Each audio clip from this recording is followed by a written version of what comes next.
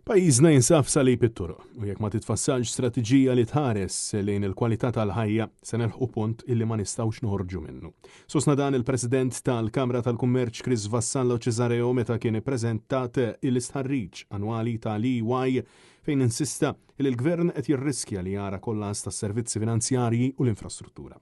Fl-istħarriġ ħareġ biċ-ċar in-nuqqas kbir ta' ppjanar u investiment fl-infrastruttura illi ma laħħaqx maż-żieda qawwija fil-popolazzjoni b'70% jaħsbu li l-infrastruttura hija inadegwata.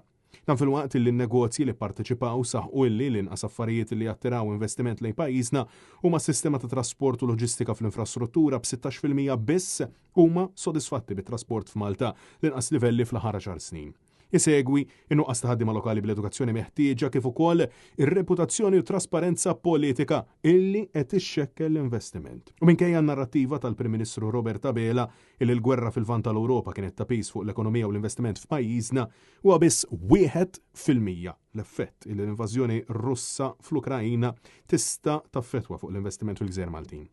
L-istħarriġ imwettaq minn Simon Barberi, direttur mal-EY, wera illi l-aktar problema li qed isibu l-ħaddiema barranin biex jiġu jaħdmu f'pajjiżna huwa l-għoli tal-ħajja kif ukoll il-prezzijiet tal-proprjetà li dejjem qed jiżdiedu inkluż il-kera. Il-konferenza kienet indirizzata wkoll mix-Shadow Minister Ivan J. Bartolo li insista illi r-riżultati ta' dan l-istħarriġ qed juru illi l-investiment jinsab taħt teddida u li pajjiżna jinsab salib it-toroq bir-riżultati jikkonfermaw dak illi bosta ilhom xhur jissospettaw.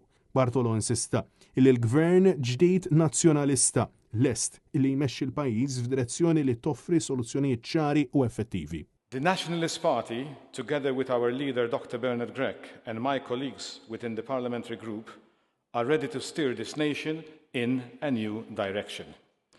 We are not here to simply criticize or complain about the current situation.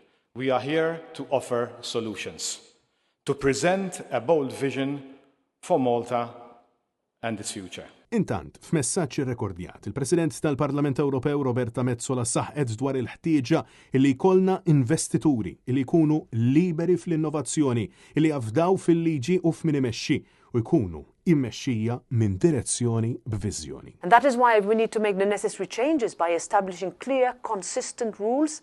We cannot be afraid of reform.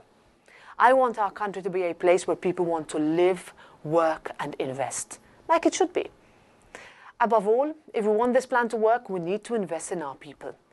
Our children are being taught to prepare for a reality that no longer exists. My parents lived in a time when you studied, you worked and then you retired. That was the cycle.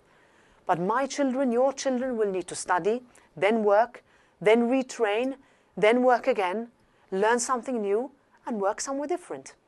They need to navigate job transition and job progression through upskilling and reskilling. The world is changing and we need to change with it. Francesco Catania, Net News.